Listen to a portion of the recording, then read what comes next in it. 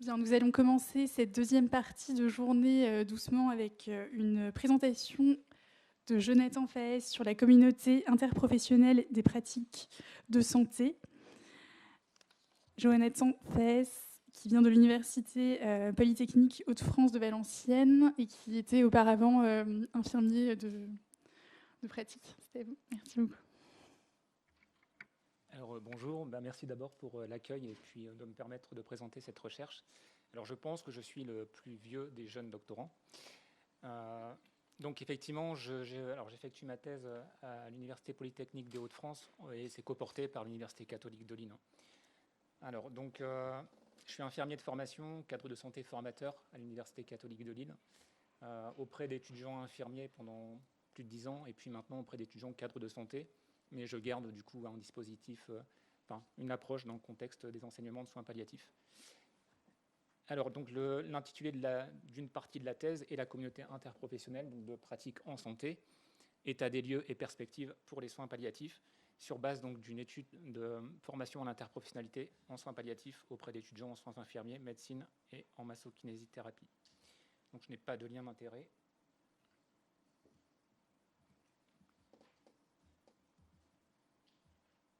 Donc, le cadre de la recherche, c'est une thèse en santé publique avec une orientation éthique sous la direction donc, de Jean-Philippe Cobot et de Grégory Héguier, qui sont tous les deux enseignants-chercheurs au Centre d'éthique médicale de l'Université catholique de Lille. Donc, elle s'intéresse à l'évolution des gouvernances, l'apprentissage durant la formation initiale donc des étudiants infirmiers et en soins palliatifs. Donc, elle vise à accompagner la transformation et favoriser les synergies des équipes interprofessionnelles vers une communauté donc interprofessionnelle et le déplacement de cette communauté interprofessionnelle vers une communauté de soins, notamment avec la question de la démocratie sanitaire. La première étape, donc, a consisté dans ce travail à appréhender la collaboration interprofessionnelle sous l'angle de la communauté de pratique, de la définir, la conceptualiser et la modéliser. Et enfin, d'évaluer donc, le dispositif dont on s'est saisi pour voir un petit peu les apports que cela produisait. Alors, deux objectifs structurants de la présentation, parce qu'il y en avait plusieurs dans la thèse, c'est d'abord de repérer les dimensions constitutives d'une communauté interprofessionnelle de pratique en santé, de pouvoir l'apprécier et voir son évolution, et d'améliorer donc les dispositifs pédagogiques de formation à l'interpro dans un contexte de soins palliatifs et de fin de vie. Alors globalement, je vais passer très rapidement sur les éléments le contexte de la santé, mais je pense que c'est quand même important de rappeler les points cadrant, en tout cas pour la partie santé publique. Donc la première, c'est le vieillissement de la population, la prévalence des maladies chroniques et des états polypathologiques. Un récent communiqué de presse met en avant qu'on aurait besoin, d'ici 2040, de plus d'1 million d'infirmiers. Or, on sait qu'on va difficilement atteindre les 700 000 infirmiers. Ça pose la question du recrutement, de la fidélisation et des causes de cette pénurie de soignants. On parle de crise des vocations. Donc, il est quand même intéressant d'aller chercher cette cause. Par rapport à la pénurie de personnel, il y a un fond de souffrance de soignants qui n'est pas récent, plusieurs études qui le mettent en avant. Il y a aussi des liens qui sont mis en avant en lien avec l'organisation, les problèmes d'organisation, et aussi un manque de collaboration interprofessionnelle qui pourrait expliquer le manque de fidélisation des soignants. La pandémie aussi, alors quelques études mettent en avant qu'il y a un souci en lien avec la période Covid, puisqu'elle a permis aux équipes d'avoir plus d'autonomie dans les services. Elle a laissé une place à la créativité et il y a eu une forme du coup de gouvernance plus horizontale. A priori, ils se sont bien saisis de ça et ça a plutôt bien fonctionné avec les revers aussi de la pandémie. Et on est revenu sur un mode plutôt descendant et très administratif, qui est donc un frein aussi à cette autonomie. Alors l'évolution des technosciences, donc on passe, ce qui intéresse particulièrement aussi les soins palliatifs, d'une logique curative à une logique de plus en plus prédictive. On a passé aussi le stade uniquement de la prévention, ce qui génère un certain nombre de... Ah, pardon, ça défile sous mes yeux. Ok. Donc, les questions de bioéthique, finalement, qui sont réservées à un certain nombre de personnes, méritent aussi de se transformer plutôt en question d'éthique pratique et d'être appliquées au sein des services et directement en formation initiale aussi. La logique de rationalisation et d'efficience aussi, la tarification à l'acte, que tout le monde connaît aussi, et puis est questionnée depuis longtemps. En partie, elle contribue aussi à une forme d'inégalité d'accès aux soins. Et puis, tout ça repose sur un fond extrêmement important, en tout cas qui nous intéresse beaucoup dans le cadre de la thèse, c'est la démocratie sanitaire, la participation, notamment dans la recherche, des patients, et puis la question dans le contexte des soins palliatifs. Quelques éléments, du coup, qui sont... Ouais, ça défile.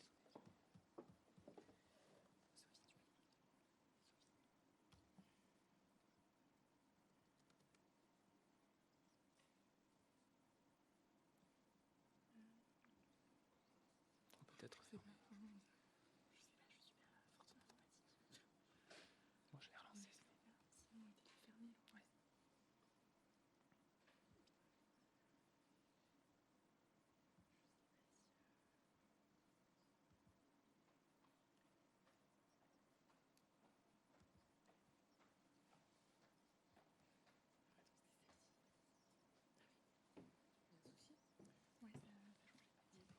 Bon, je vais relancer. Comment ? Normalement, ça doit marcher.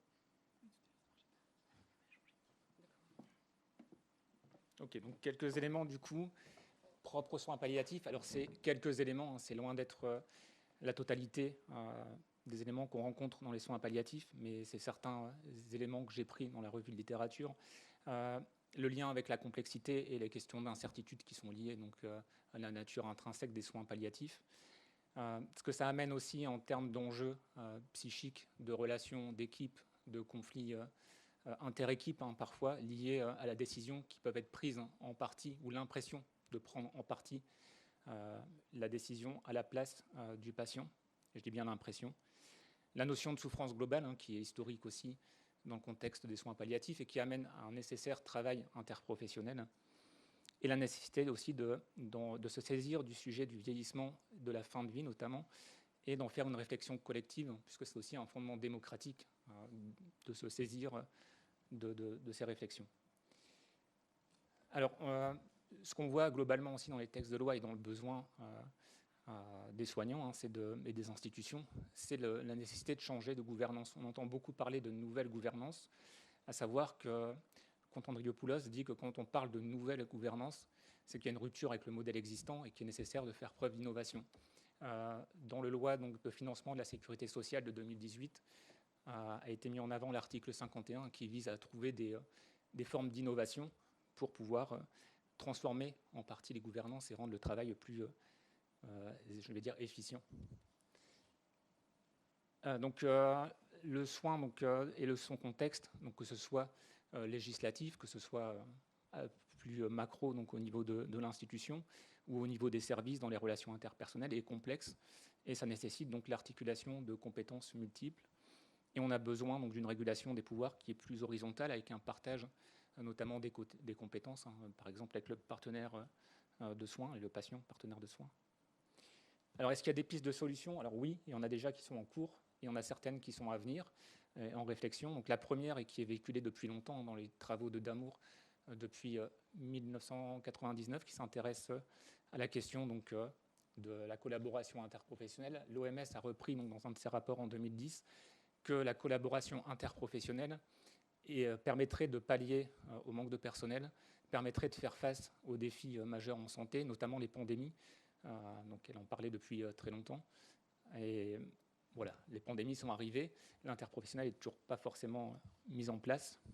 En formation donc initiale, l'enjeu aussi en France, c'est le déploiement d'une formation et d'une pédagogie qui est plus réflexive et qui permet de rendre les acteurs davantage conscients des contraintes et comment y faire face. Alors je pense aux étudiants infirmiers notamment. Et d'investiguer donc la notion de communauté par son caractère innovant. Alors la communauté, c'est vraiment se recentrer sur la socialisation des acteurs de santé, d'avoir des objectifs communs et de vraiment travailler l'objectif commun, les normes partagées, le registre de fonctionnement, le vocabulaire, les outils de soins, la socialisation, donc comment on se sent ensemble, comment on évolue ensemble, et la régulation des pouvoirs et des savoirs. Alors, il y a déjà des limites à ces modèles et à ceux à venir. C'est que le modèle de l'interprofessionnalité peinent à se mettre en place, et ce n'est pas un problème de volonté, seulement c'est un problème aussi parfois de personnel, de turnover. On est plutôt sur des logiques de pluriprofessionnalité. Il semble aussi donc trouver ses limites dans l'inclusion du patient et de ses proches par rapport aux questions de démocratie sanitaire.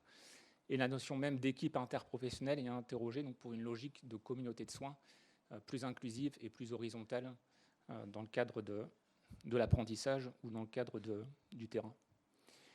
Donc la question de recherche de la thèse, plus globalement, s'inscrit dans la continuité de ceux de Grégory Aiguier, Rosen Lebert et Jean-Philippe Cobot, qui posent la question de la transformation des pratiques des organisations par un apprentissage social de la fin de vie. La question, donc, pour cette partie du travail, c'est dans quelle mesure un dispositif de formation à l'interprofessionnalité en soins palliatifs contribue à la construction d'une communauté. Et l'hypothèse est que la collaboration interprofessionnelle, dès la formation initiale, favorise l'émergence et la pérennisation d'une communauté.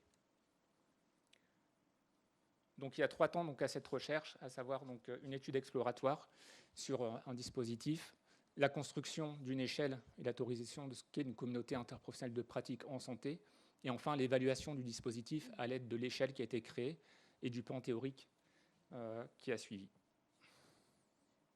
Donc le premier temps de la recherche a été intitulé avec une question de recherche qui tournait sur la motivation qu'engendrait une communauté, s'inscrit dans le cadre du plan national 2015-2018 pour le développement des soins palliatifs. Une note interministérielle a demandé de renforcer les enseignements en mettant en place un dispositif de formation à l'interpro. On s'en est saisi donc, sur une journée. Donc des étudiants en médecine, en soins infirmiers de 3e année, donc médecine de 5e année, et des étudiants masso-kinésithérapeutes ont travaillé ensemble sur une situation dite complexe de soins. Et ils ont fait donc l'analyse, ils ont fait générer le projet de soins, mais ils ont aussi donc réfléchi sur leur fonctionnement. Alors, ce qu'on voulait mesurer, c'était la construction sociale et la motivation que ce type de session pouvait engendrer dans un contexte de formation à l'interprofessionnalité et aux soins palliatifs.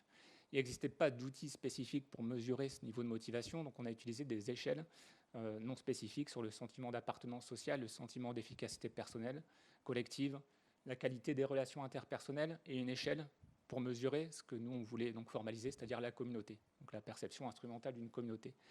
On a administré un questionnaire en pré- et en post-session, donc immédiatement après la session et juste avant pour avoir une référence. On a conduit des entretiens semi-directifs avant le dispositif auprès des étudiants qui participent à cette session pour vérifier l'adéquation avec le contexte. Et on n'a pas pu faire malheureusement ceux en post-test parce que c'était en plein pendant la crise Covid, les premiers jours de la crise, donc les étudiants ont été très vite mobilisés et ça a été compliqué, ça n'aurait pas été pertinent de le faire à ce moment. Et en parallèle, donc, une revue de littérature a été menée sur la collaboration interpro, les dynamiques d'équipe, les communautés de pratique et puis les théories de la motivation. Alors les principaux résultats de la motivation sont assez proches finalement du contexte qu'on a décrit précédemment. Les étudiants montraient sur ce qui ressort des catégories un sentiment d'efficacité personnelle plutôt faible et un sentiment d'efficacité collective qui était plutôt absent ou en tout cas faible aussi. L'autodétermination, alors il y a une forme de vocation, c'est plutôt intrinsèque en fait, c'est plutôt le choix de rentrer en formation parce qu'il y a une vocation derrière. Et aussi on retrouve quelques personnes ou filières professionnelles qui ont plutôt une vocation extrinsèque de l'ordre de la reconnaissance sociale. L'interprofessionnalité est non effective, on a plutôt un champ lexical qui se rapporte à la pluriprofessionnalité plutôt qu'à l'interpro. Et par rapport à l'appartenance sociale, il y a cette notion de grande famille en fait, des soignants qui revient, mais on sent alors l'ego positif, pas un ego au sens péjoratif du terme, mais assez présent, et chacun connaît bien sa profession, la met en avant, mais il y a encore une difficulté à connaître en fait, le champ de l'autre. Et par rapport à la communauté, on retrouve tout de même une notion d'objectif commun. Il y a une difficulté à percevoir le rôle des autres professionnels, un manque de normes, notamment par rapport au projet de soins et comment il se décline, et une identité commune qui n'est pas encore complètement présente. Donc les principaux résultats, alors je ne vais pas rentrer juste dans le détail, mais les principaux résultats nous montrent que globalement, ce dispositif a permis d'agir sur l'ensemble des variables que je vous ai présentées. Donc la motivation a augmenté. La seule variable qui a diminué, c'est la qualité des relations interpersonnelles. après analyse, au regard de ce qu'on a retrouvé en termes de théorie, ça ressemble assez à la naissance d'une communauté. Et selon Ambrose Stockman, on serait plutôt sur l'étape de désaccord, qui se traduit par le storming, donc lutte pour la création de normes, la recherche de règles. Et donc il parle aussi de dilatation de l'ego professionnel. C'est-à-dire que c'est une phase qui est nécessaire, mais qu'il faut pouvoir dépasser. Alors cette première partie du travail avait été effectuée dans le cadre d'une recherche prédoctorale dans un laboratoire de sciences de l'éducation. Et donc on a mis un modèle qui s'appelle le modèle heuristique du collectif individuellement motivé de Jean Hutt, qu'on a croisé avec la notion de communauté.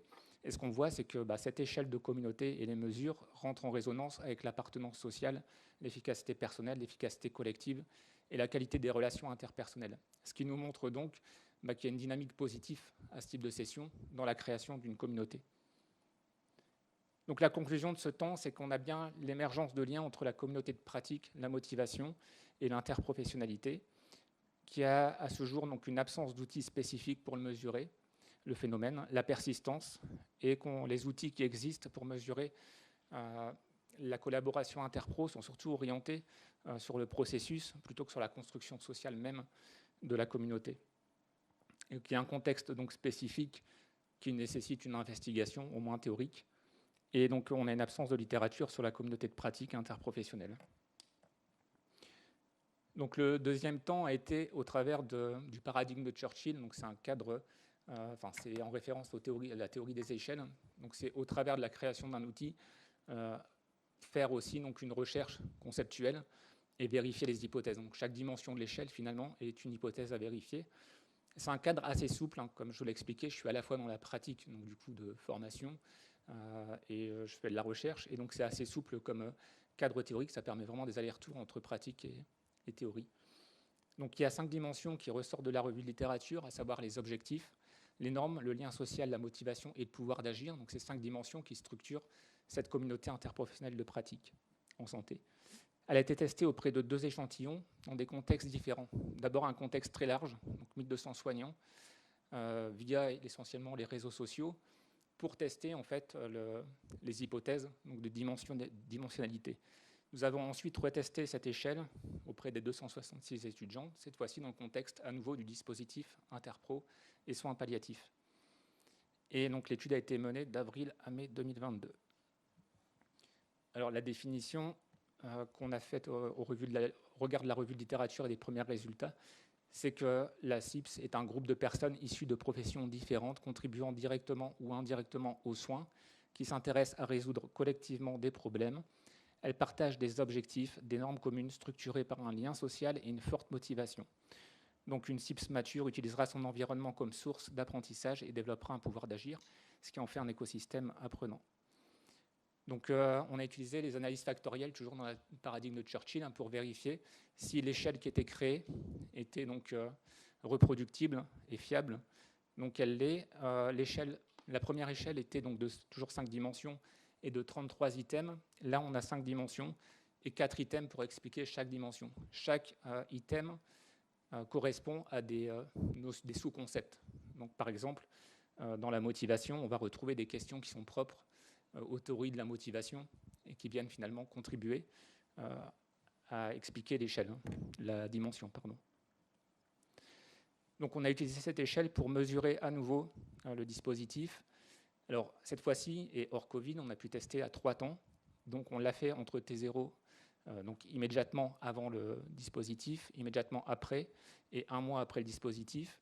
Et on a fait donc un comparatif. Alors, ce qui apparaît, c'est qu'immédiatement après le dispositif, on a une influence positive sur les 5 dimensions. Entre T1 et T2, c'est-à-dire immédiatement après et 1 mois après, on a une diminution significative des bénéfices. Et entre T0 et T2, on a quasiment une absence de significativité sur quasiment tous les items. Alors, pas tous, mais je ne vais pas rentrer dans le détail. Alors, retour sur la question de recherche. Donc, la CIPS en santé est une construction socio-professionnelle particulière qu'on a pu identifier. Travailler ensemble est propice à une motivation à agir sur son milieu et faire face aux contraintes. L'apprentissage en collaboration interprofessionnelle à partir de situations complexes de fin de vie permet de générer et de développer une communauté, mais l'effet disparaît rapidement. Alors, du coup, se pose la question de est-ce que cette session serait un préalable à une situation un apprentissage plus contextuel et une orientation vers une communauté de soins? Bon, c'est la question en fait de la thèse. Donc, voilà, mais ce qui est quand même intéressant, c'est de voir que des dispositifs motivent et la persistance est peut-être contexte dépendant d'enseignement aussi, certainement, mais pose un certain nombre de limites. Éloigné donc de l'intégration de l'usager et de ses proches, dans le contexte des soins palliatifs, c'est une question ainsi investiguée, comment on peut avoir un contexte assez proche en formation initiale. Et manque de représentativité des acteurs, de fait, ces dispositifs sont extrêmement difficiles à mettre en œuvre.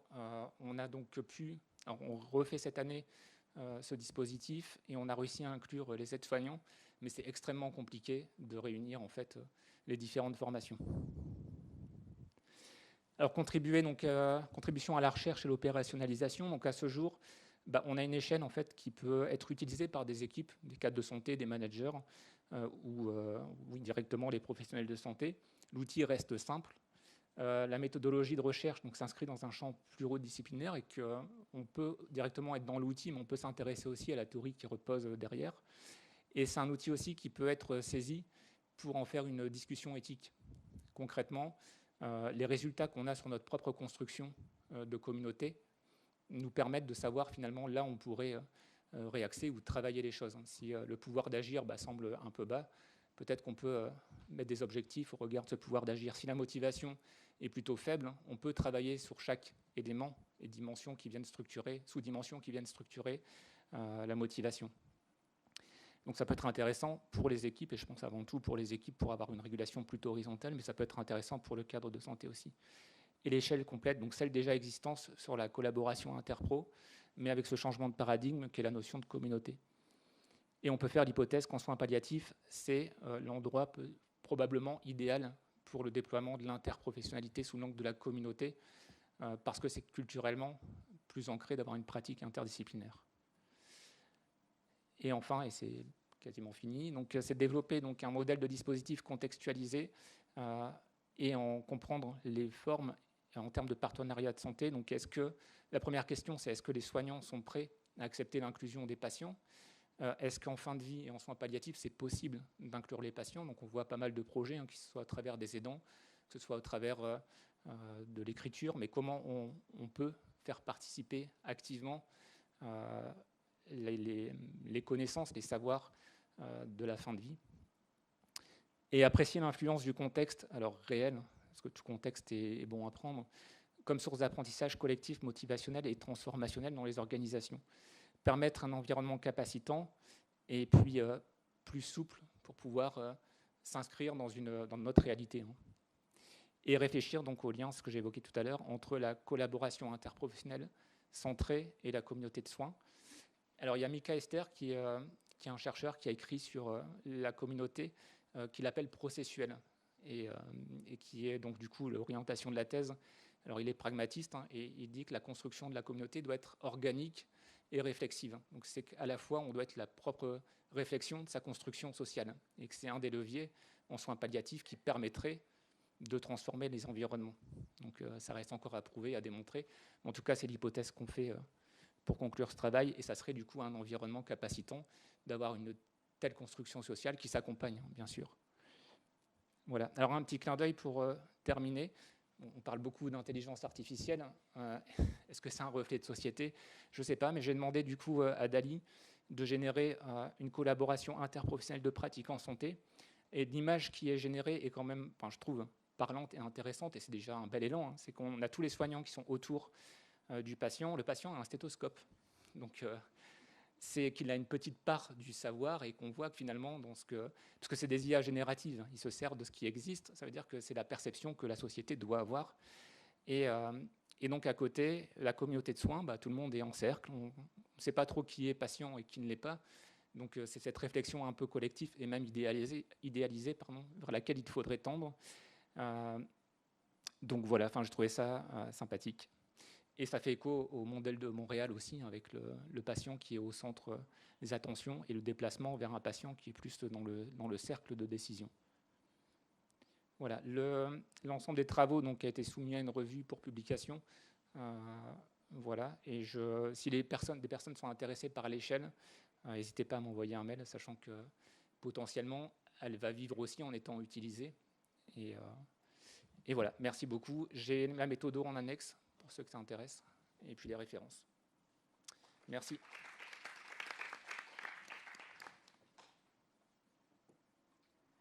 Merci beaucoup, Jonathan Fayès. Est-ce qu'il y aurait des questions? En attendant qu'une ou deux questions se préparent, j'en aurais peut-être une. Est-ce que le CIPS, la communauté interprofessionnelle de pratique en santé, est-ce que vous pouvez faire un lien notamment avec les MSP, donc les maisons pluriprofessionnelles, ou alors les CPTS donc, alors, en fait, c'est un angle que j'ai étudié forcément à la partie théorie, parce qu'on parle beaucoup des CPTS, mais le problème et les travaux que je retrouve sur les CPS sont orientés davantage sur la finalité et le processus plutôt que sur la construction sociale même, en fait. Et c'est bien le problème sur la littérature et les études, sur la collaboration interpro, c'est qu'il y a peu de choses sur la structuration sociale même du groupe. Et je trouve que c'est quand même important de réfléchir à ces conditions de construction. Merci. Merci beaucoup. Vous avez insisté, et c'est une de vos hypothèses de travail, sur la nécessité que les jeunes étudiants, soit infirmiers et puis médecins, travaillent ensemble, les étudiants en médecine travaillent ensemble, mais il semble qu'il faut quand même avoir accumulé du temps et de l'expérience pour pouvoir, en pratique, réellement faire ensuite. Est-ce que ce n'est pas un business plutôt de la fin de partie d'études et début des pratiques professionnelles, plutôt que quelque chose de formation? Et donc, est-ce que ce n'est pas une discussion d'essence plus politique pour savoir quelle est la place de chacun dans ces communautés? Comment est-ce qu'ils travaillent? Parce que si on reste sur un modèle docteur-infirmier, on ne va pas s'en sortir.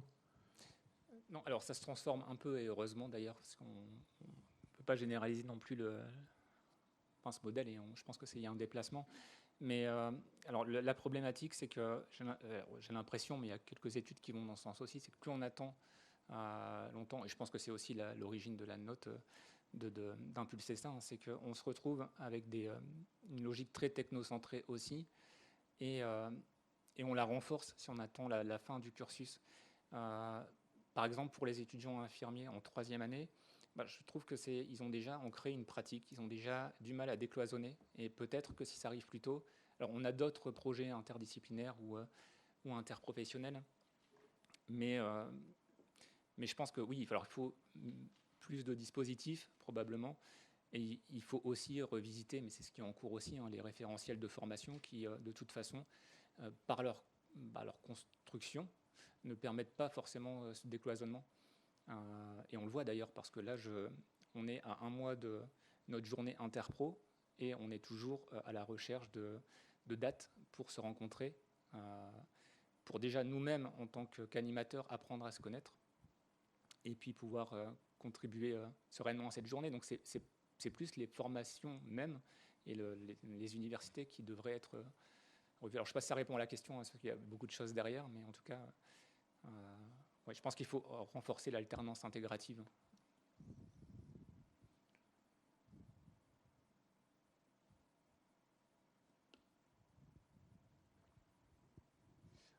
Merci Jonathan pour cette présentation. On avait déjà eu l'occasion d'échanger lors du congrès. Moi j'avais pour reprendre un peu ce que ça disait et puis ce que vous avez exposé, favoriser ce type de rencontres et ce type de formation ou de formation interprofessionnelle pour créer justement cette communauté interprofessionnelle nécessite un préalable incontournable que vous avez un peu évoqué de manière très soft. C'est politique en fait. Parce que même si l'instruction interministérielle du 10 mai 2017 incitait des rencontres d'au moins 3 filières en santé, et ça de manière assez générale sur le territoire et exhaustive. On se rend compte que chacun reste dans son bastion parce qu'il ne peut pas faire autrement, en fait, et parce que les espaces pour se rencontrer n'existent pas formellement.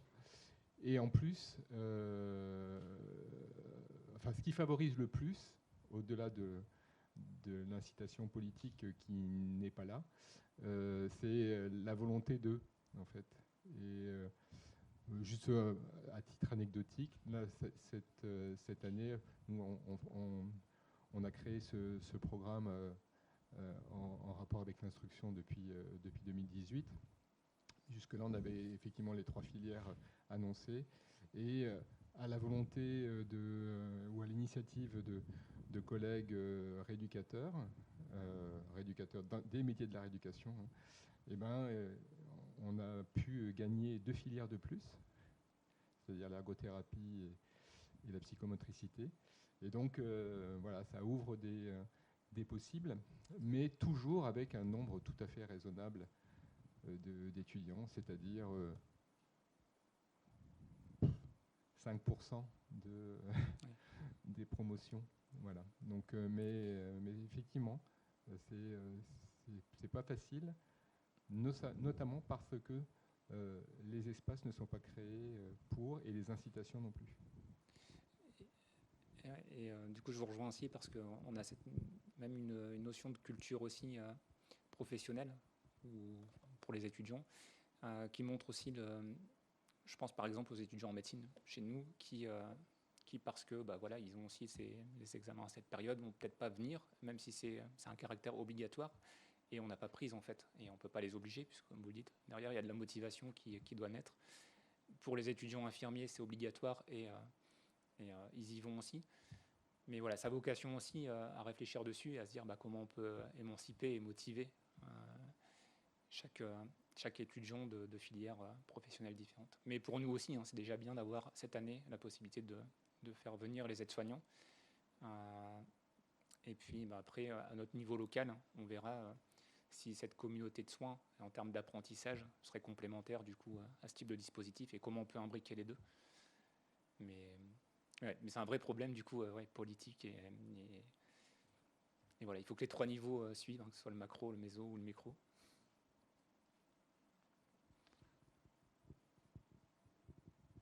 Bonjour, je voulais savoir de quelle procédure disposez-vous pour intégrer les patients et dans vos recherches, est-ce qu'il y a beaucoup de patients qui interviennent ou pas? Parce qu'on voit que c'est une communauté interprofessionnelle. Donc je me disais, interprofessionnel, c'est plus médical. Et vous parliez d'expérience de patients. Donc je voulais savoir sur quels critères vous vous basez. Alors c'est une perspective. L'intégration du patient dans le... En fait, ça serait c'est le souhait à ce stade de la thèse, c'est de pouvoir intégrer des patients ou des usagers dans l'apprentissage. Que ce soit, alors on a une expérimentation qui a été faite il y a quelques années dans le cadre de la gériatrie, où des étudiants en contexte, les étudiants qui étaient présents un jour J dans un service avec les professionnels présents et avec des patients qui étaient donc d'accord, que ça s'est préparé avant, ont pu donc interagir avec, dans le cadre de la réflexion sur le projet de soins. Dans ce cadre de la gériatrie, c'était et des situations de soins qui ont été prises. Voilà, il y avait un questionnement éthique qui était présent, mais qui était probablement pas le même que poseront en tout cas les limites même intrinsèques du champ des soins palliatifs. Mais c'est aussi de voir si des limites existent à l'inclusion de l'usager, ou si on doit passer par les proches. Mais voilà, c'est une réelle question en fait. Est-ce que ça va être faisable? Si oui, est-ce qu'on apprend aussi même des limites qu'on va rencontrer dans le service pour intégrer la parole, la perspective du patient, directement ou indirectement? Donc là, c'est vraiment... alors là, je suis en cours de recherche du coup d'un terrain de projet pour déployer un petit peu cette réflexion. Mais oui, ça va être quelque chose qui sera soumis de toute façon à un comité d'éthique d'abord. Ça va être contextuel de fait, donc ça va être complexe aussi à mettre en œuvre. Une des pistes aussi, c'est de potentiellement passer, pourquoi pas, par la biographie, hein. C'est aussi une des réflexions. Alors, à cet endroit, il y a une petite piste aux petites lueurs de lumière, dans le sens où on rejoint un peu le côté incitatif politique. La réforme du deuxième cycle en médecine amène à créer, il y a une voie finale qui parle et qui évalue les étudiants sur les compétences à travers des écosses. Et les écosses vont mobiliser des patients standardisés et pas des professionnels médecins comme patients pour jouer le rôle du patient. Donc voilà, ça peut être, d'un point de vue macro, un premier pas vers l'entrée de patients standardisés dans notre communauté universitaire. Merci.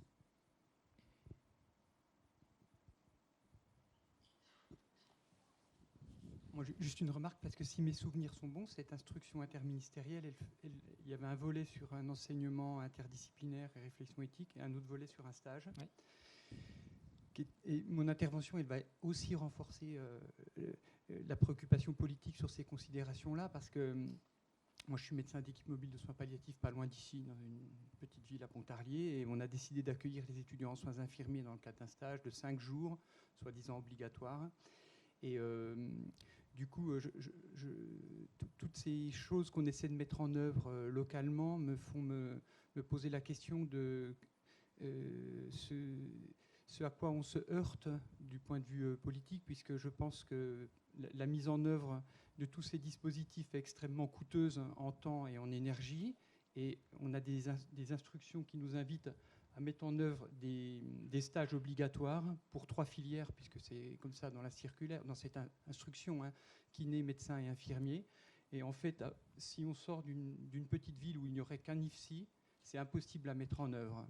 Donc en fait, je pense qu'il y a une ambivalence de nos politiques qui identifient bien les choses qui seraient efficaces pour favoriser la progression de la culture palliative, etc. Et en contrepartie, on voit que c'est fermé. Juste encore, parce que je vois que vous vous apprêtez à répondre, mais il y a aussi une autre réflexion qui me vient comme ça en vous écoutant et puis en écoutant les interventions des uns des autres. C'est quand même, on a une attente de nos concitoyens qui est de mourir chez eux ou de mourir en EHPAD et de démédicaliser la fin de vie, etc. Toutes ces choses qu'on entend beaucoup. Et en fait, dans les enseignements, que ce soit dans les IFSI, Institut de formation en soins infirmiers, ou à la fac de médecine, on a un enseignement qui reste très technocentré, très technique. Et dans les IFSI, je crois, sur 3000 heures d'enseignement, combien il y a d'heures d'enseignement pour un infirmier entre la première et la dernière année 3000, je crois, quelque chose comme ça. Oui, alors je n'ai pas le chiffre exact. De cours et de stages. Il y a 50 heures sur les soins palliatifs. 45. Bon, j'ai entendu 50 et voilà. Bon, peu importe. Alors, je pense que c'est 30 heures de cours de CM et c'est 15 heures de travaux dirigés. Donc, où c'est surtout... Ouais. Et c'est surtout sur cette idée, en fait, où on peut avancer. Enfin, je suis enchanté de voir que ces travaux sont faits. On a étudié aussi, nous, le dispositif du stage et on montre que c'est efficace. Mais encore faudrait-il avoir les moyens de les mettre en œuvre? Oui. Alors, nous, on n'a pas mis en œuvre le stage simplement parce que on est dans une région, donc dans le nord, où c'est assez tendu en IFSI. Donc c'est vrai que les places de stage sont complexes. Et après, dans la concertation avec les collègues et la direction de l'IFSI, on a eu aussi... il y a eu un questionnement éthique autour de est-ce que le stage n'est pas trop court dans un service de soins palliatifs et qu'est-ce que ça pourrait potentiellement, alors c'est justifié ou non, en tout cas c'était à un moment donné une des considérations et un des champs, enfin, une des voies qu'on a prises au regard de ce questionnement, de se dire que c'était peut-être trop court pour que les étudiants, et ça fait un turnover important, donc pour les équipes, mais pour les patients aussi. Mais voilà, effectivement, il y a un réel apprentissage et on s'aperçoit que finalement les étudiants qui passent en soins palliatifs au bout de 3 ans sont peu. Donc les situations d'accompagnement sont en règle générale soit dans des lits dédiés ou des lits qui ne sont pas dédiés, c'est dans des services. Et c'est souvent, alors ça peut être des accompagnements qui se passent bien, mais parfois les conditions ne sont pas réunies et ça peut être aussi brutal pour les étudiants aussi. Hein. Donc ouais, c'est un réel sujet. Mais c'est là de plus en plus chez nous que les places de stage sont rares. Oui, je crois qu'il faut quand même garder le combat pour ce type de stage. Bien sûr. En Grande-Bretagne, ils ont eu un scandale de maltraitance en gériatrie dans les hôpitaux publics, qui était Orpea puissance 10 en fait. Et la loi anglaise impose systématiquement un stage en gériatrie pour les étudiants infirmiers. Et ils ont vu décroître très nettement les zones de maltraitance chez les personnes âgées. Et peut-être qu'on pourrait avoir la même chose pour les docteurs.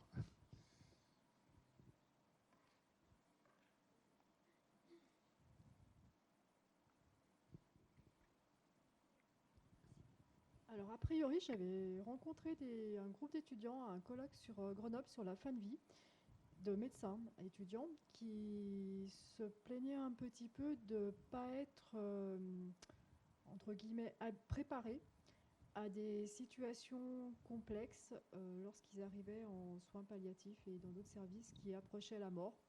Voilà, pour eux, c'était un peu un chaos. Ils le ressentaient comme un chaos. Ils avaient vraiment du mal à le vivre.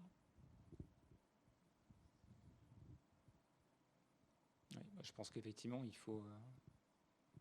il faudrait beaucoup plus d'heures de réflexion sur ces situations complexes et sur les enseignements de soins palliatifs. Et là, je regarde aussi les personnes qui connaissent bien le programme en médecine, mais il faut des débriefs plus importants lors de stage. Je regarde du coup ma collègue qui fait aussi des débriefings de stage auprès des étudiants en médecine, mais il faut travailler sur cette question de la complexité et puis de ce qu'elle peut amener, mais il faut des temps dédiés aussi, et c'est pareil, les cursus de formation, je pense à la médecine aussi, sont chargés, ils font que la place est parfois, parce qu'il y a très peu d'heures aussi d'enseignement de soins palliatifs.